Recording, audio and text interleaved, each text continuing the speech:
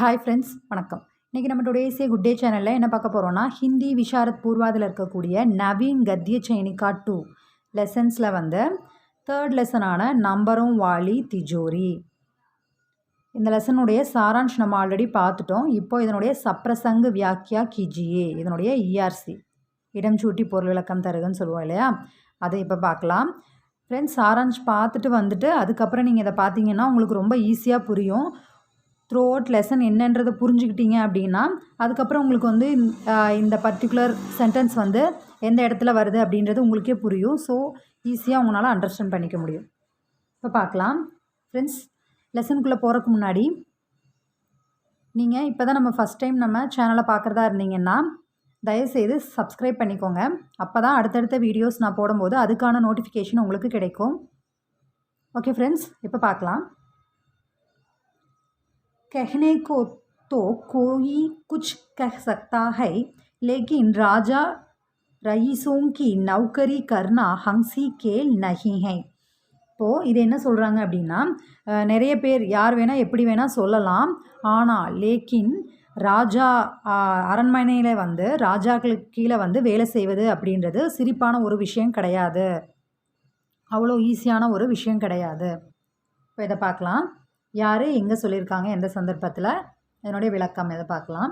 ये पंक्तियाँ कुंवर सुरेश सिंह द्वारा लिखी गई नंबरों वाली तिजोरी नामक हास्य कथा से ली गई है. இந்த மேலே சொன்ன இந்த பேரா வந்து கும்வர் சுரேஷ் அவர்களால் எழுதப்பட்ட நம்பரும் வாலி திஜோரி அப்படின்ற நகைச்சுவை கதையிலிருந்து இது எடுக்கப்பட்டுள்ளது. ராஜா மகாராஜ் அபு நஹி ரஹே, மகாராஜர் வந்து இப்போ வந்து உயிரோட இல்லை. लेकिन उनकी कहानियाँ उनके नौकरों के दिल में आज भी जिंदा हैं. ஆனால் उनकी कहानियाँ उनके नौकरों के दिल, ஆனால் அந்த வேலை செய்யக்கூடிய அவங்களுடைய மனதில் இப்போவும் இருக்கார். कुछ लोग कहते हैं कि रईसों के नौकर बड़े नमकहराम होते हैं. கொஞ்சம் பேர் மக்கள் சொல்கிறாங்க என்ன அப்படின்னா, அரண்மனையில் வேலை செய்கிறவங்க வந்து நன்றியற்றவர்களாகத்தான் இருப்பாங்க. நம்கஹ்ராம் அப்படின்னா நன்றியற்றவர்களாக இருப்பாங்க. इसलिए रियासतों में गधे के हलचल गए.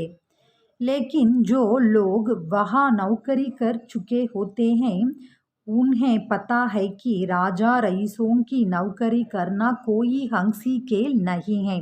ஆனால் வந்து அங்கே ஜோ லோக் வஹா நௌக்கரி, ஆனால் அங்கே யார் வேலை செய்கிறாங்களோ அந்த மக்களுக்கு வந்து தெரியும், பத்தாகைக்கு தெரியும், ராஜாவினுடைய அரண்மனையில் வந்து ராஜாக்களுக்கு கீழே வந்து வேலை செய்வது அப்படின்றது சிரிக்கக்கூடிய விஷயம் கிடையாது. ஆம் தௌர் பர் லோகோனே யஹி देखा है कि सरकारी दफ्तरों में काम कैसे चलता है.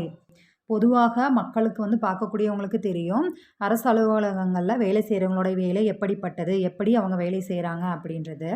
மகர் யஹ் நௌக்கரி 10 बजे गंधी चोटी करके पंखे के नीचे कुर्सी पर बैठकर करने का काम नहीं है. அவங்கள போல் 10 மணிக்கு வேலைக்கு வந்துட்டு ஒரு நாட்காலியில் உட்காந்து வேலை செஞ்சுட்டு ஒரு ஃபேனுக்கு கீழே உட்காந்து ஜாலியாக வேலை செஞ்சுட்டு போகிற மாதிரியான வேலை வந்து இந்த அரண்மனையில் வேலை செய்கிறவங்களோட வேலை கிடையாது. 5 बजे के बाद सरकारी बाबू को कोई नहीं पूछता कि वह कहाँ जाता है. 5 மணி ஆயிடுச்சு அப்படின்னா அலுவலகங்களில் வேலை செய்கிறவங்க எல்லாம் வந்து யார்கிட்டையும் கேட்க வேண்டியதில்லை. கோயி நஹி பூச்தாக்கி, யார்கிட்டையும் கேட்க வேண்டிய அவசியம் கிடையாது, அவங்க பாட்டுக்கு கிளம்பிடலாம். சாஹே வஹ் सिनेमा देखे या संगीत के महफिल में बैठे किसी से कोई मतलब नहीं. வேணும்னா அவங்க விருப்பப்பட்டாங்கன்னா சினிமாக்கள் பார்க்கலாம், இசை நிகழ்ச்சிகளில் கலந்துக்கலாம், இந்த மாதிரி அவங்க நினச்ச மாதிரி வாழ்ந்துக்கலாம், யாருக்கும் வந்து விளக்கம் சொல்லணும்னு அவசியம் கிடையாது. ராஜா ரईसों की नौकरी पूरे दिन की ही नहीं दिन रात की होती है.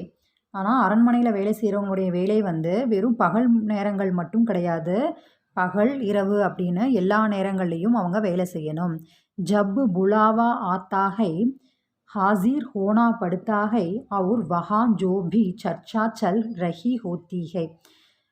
எப்போ வந்து அவங்க ராஜாக்கள் கூப்பிட்றாங்க அப்படின்னாலும் அவங்க உடனே போகணும். அது பகலானாலும் சரி, இரவானாலும் சரி, நைட்டு 2 மணி ஆனாலும் சரி, எந்த டைமாக இருந்தாலும் அவங்க ராஜா கூப்பிட்டாங்க அப்படின்னா அவங்களுடைய இதை விட்டுட்டு அவங்க கிளம்பி போகணும்டா ராஜாவை பார்க்க. எப்போ வந்து விவாதங்கள் நடந்தாலும் அவங்க அங்கே இருக்கணும். உஸ்மே தக்கல் தேனா படுத்தாக அங்கே அவங்க இருக்கணும். இத்னா ஹி நஹி இது மட்டும் கிடையாது.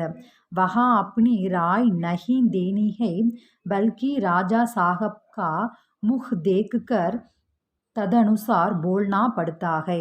அவங்க வந்து தங்களினுடைய தங்களுக்கு என்ன தோணுது அப்படின்ற விஷயத்த அவங்க அங்கே வைக்க முடியாது. ராஜா சாஹப் கா முஹ் தேக்குகர் ராஜாவினுடைய வாயை பார்த்து அவங்களுடைய முகத்தை பார்த்து அவங்க என்ன நினைக்கிறாங்களோ ததனுசார் அதன் அடிப்படையில் தான் இவங்க வந்து பேசணும். इसलिए लेखक कहता है कि कहने वाले कुछ भी कहें रईसों के यहाँ नौकरी करना हंसी खेल नहीं है. இதனால தான் வந்து இந்த லேக்கக் வந்து சொல்கிறாரு எழுத்தாளர், ராஜாக்கள் அந்த அரண்மனையில் வந்து வேலை செய்வது அப்படின்றது அந்த வேலையாட்களுக்கு வந்து சுலபமான விஷயம் கிடையாது. கதா கே அனுசார் வே அப்னே அனுபவ் கே ஆதார் பர் யஹ் பாத் கஹ்தே ஹே. கதையின் அடிப்படையில் அவர் வந்து தன்னுடைய அனுபவத்தை வந்து இவ்வாறு வெளிப்படுத்துகிறார். இப்போ सेकेंड वन, उन्हें तो राजा साहब के सामने खामखाह अपनी खैरखाही दिखाने का कब्त सा था. இது வந்து என்ன அப்படின்னா ராஜா கிட்ட வந்து இந்த லேக்கக்கு வந்து அவருக்கு விருப்பமான விஷயத்தை கேட்டிருப்பார் அந்த திஜோரியை. அந்த சமயத்தில் வந்து மேனேஜர் வந்து லேக்கக்கிட்ட இந்த மாதிரி சொல்லுவார், நீ வந்து ராஜா வந்து ஒரு சின்ன பையன்தான், அவரை வந்து கவர்ந்து இழுத்து உனக்கு தேவையான விஷயத்த வந்து நீ சாதிச்சுக்க கூடாது அப்படின்னு சொல்லி ஒரு உபதேசம் கொடுப்பார். அந்த சமயத்தில் அவங்க சொன்னது மேனேஜர். यह पंक्ति कुंवर सुरेश सिंह से रचित हास्य कथा नंबरों वाली तिजोरी से उद्धृत है. இது வந்து மேலே கொடுக்கப்பட்ட பக்தி வந்து பேரா வந்து கும்பர் சுரேஷ் சிங் அவர்களால் எழுதப்பட்ட ஹாஸ்ய கதா நகைச்சுவை கதையான நம்பரும் வாலி திஜோரியிலிருந்து கொடுக்கப்பட்டுள்ளது. लेखक को उनके चाचा जी की सिफारिश पर किसी राजा साहब के यहाँ नौकरी मिल गई.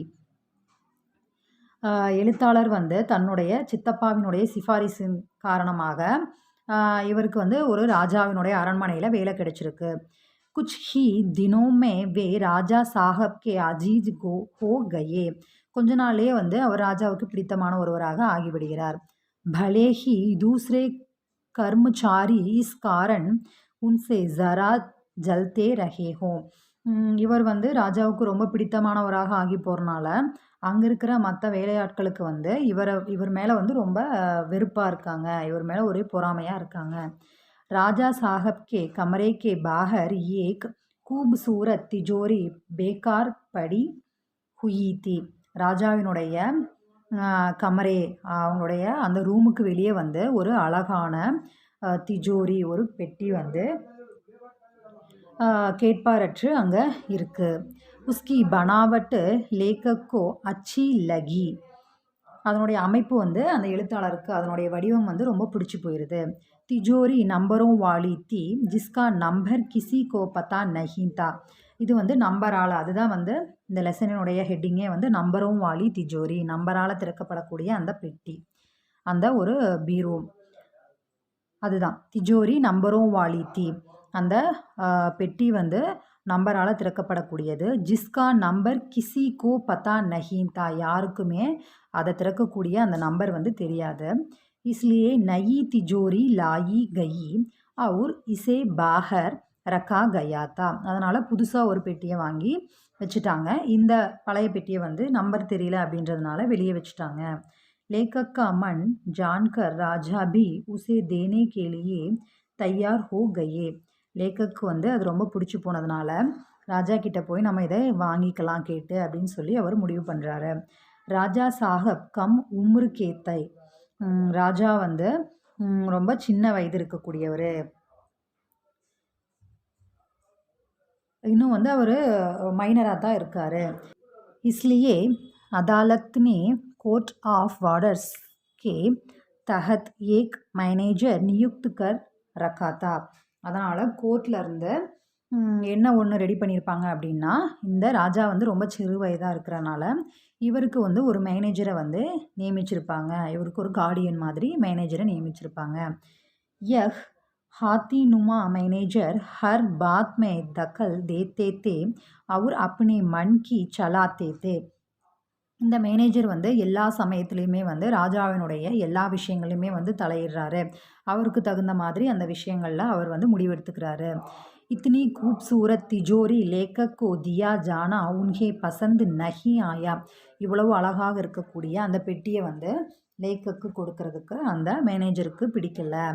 साथ ही उनका मन भी तिजोरी पर ललचा गया. அதோட மட்டும் இல்லாமல் அந்த பெட்டி மேலே அந்த திஜோரியில் வந்து இவருக்கும் வந்து ஆசை இருந்தது.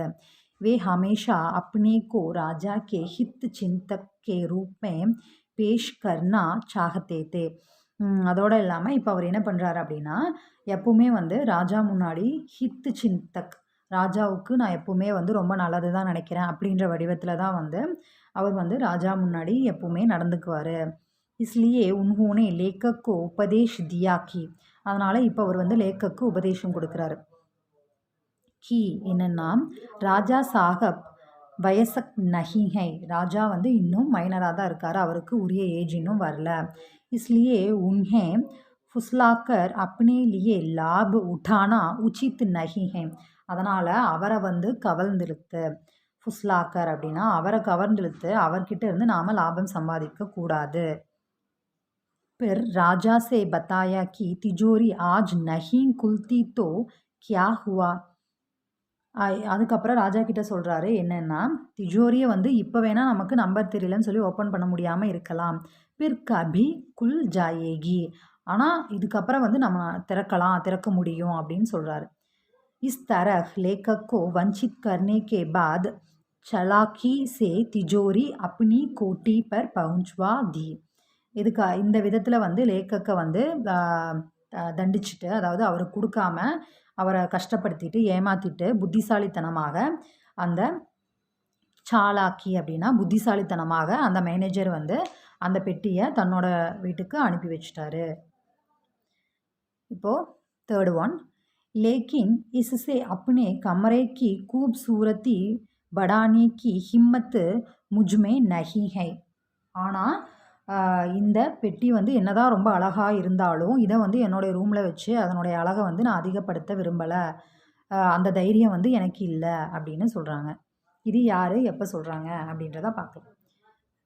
यह पंक्ति कुंवर सुरेश सिंह की हास्य रचना नंबरों वाली तिजोरी से उद्धृत है. அதே தான் இந்த மேலே சொன்ன பேரா வந்து கும்பர் சுரேஷ் சிங் அவர்களால் எழுதப்பட்ட நகைச்சுவை கதையான நம்பரோं वाली तिजोरीலிருந்து எடுக்கப்பட்டுள்ளது. लेखक एक राजा साहब के यहाँ नौकरी कर रहे थे और राजा के बड़े प्रिय भी थे. எழுத்தாளர் வந்து ஒரு ராஜாவினுடைய அரண்மனையில் வந்து அவர்கிட்ட வேலை செய்கிறாரு. அப்புறம் வந்து ராஜாவுக்கு ரொம்ப பிடித்தமானவராகவும் இருக்கார்.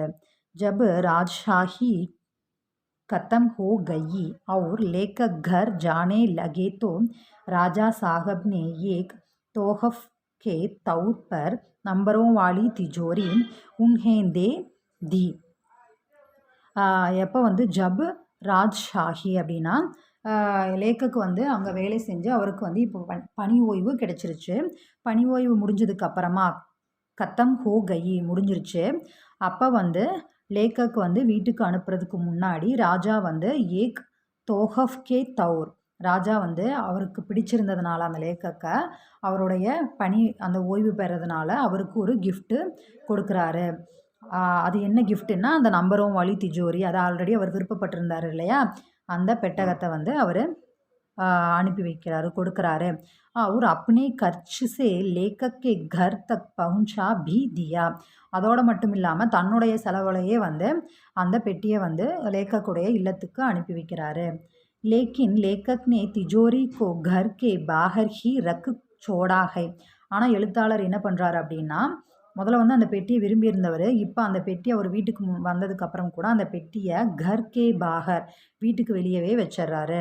इसे कमरे के अंदर रखने पर कमरे की खूबसूरती बढ़ सकती थी, लेकिन लेखक को इसकी कोई रुचि नहीं है.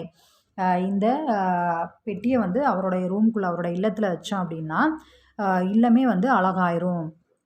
ஆனாலும் வந்து லேखक அந்த விருப்பம் வந்து இல்லை. इसका भेद यह है कि नौकरी करते समय एक बार लेखक ने यह तिजोरी अपने लिए मांगी और राजा देने के लिए राजी भी हो गए. இதனுடைய என்ன காரணம் அப்படின்னா அவர் வந்து லேखक வந்து அங்கே அரண்மனையில் வேலை செய்து கொண்டிருந்த சமயத்தில் ஏக் பார் லேखकனே ஒரு தடவை லேखक எழுத்தாளர் வந்து அந்த பெட்டியை வேணும் தனக்கு அப்படின்னு சொல்லி ராஜா கிட்ட கேட்டார். அதுக்கும் ராஜா வந்து கொடுக்குறதா சம்மதிச்சிருந்தார். तब मैनेजर ने लंबे चौड़े उपदेश झाड़कर लेखक को मना किया और अपनी कोठी की शोभा बढ़ाने के लिए ले गई. அப்போ மேனேஜர் வந்து ஒரு பெரிய பிரசங்கமே செஞ்சுட்டு பெரிய உபதேசம் அப்படி இப்படின்னெல்லாம் கொடுத்துட்டு, அதான் இதுக்கு முன்னாடி கொஷினில் பார்த்தோம் இல்லையா, இந்த மாதிரி அவர் வந்து ராஜா சின்ன பையனாக இருக்கார், அவரை கவர்ந்துழுத்து தமக்கு தேவையான விஷயங்களை நம்ம லாபத்தை அடையக்கூடாது அப்படின்னு சொல்லி அவரோட வீட்டுக்கு அனுப்பிச்சி வச்சார். அந்த மாதிரி பெரிய உபதேசங்கள் எல்லாம் செஞ்சுட்டு அவருடைய வீட்டு அழகாக இருக்கணும் அப்படின்னு சொல்லி அந்த பெட்டியை அனுப்பிச்சி வச்சார். ஏக் ராத்துக்கோ டாக்குவோன்னே உன்ஹே தபோச்கர் तिजोरी की चाबी मांगी. ஒரு தடவை வந்து அந்த திருடங்கள் வந்து இந்த மேனேஜரோட வீட்டுக்கு வந்துடுவாங்க. வந்துட்டு அவங்க வந்து அந்த பெட்டியை வந்து திறக்கணும் அப்படின்னு சொல்லிட்டு அதுக்கான சாவியை வந்து மேனேஜர்கிட்ட கேட்பாங்க. மேனேஜர் ने कहा यह नंबरों से खुलती है. மேனேஜர் சொல்கிறாரு அது வந்து நம்பரால் திறக்கப்படக்கூடிய ஒரு பெட்டி.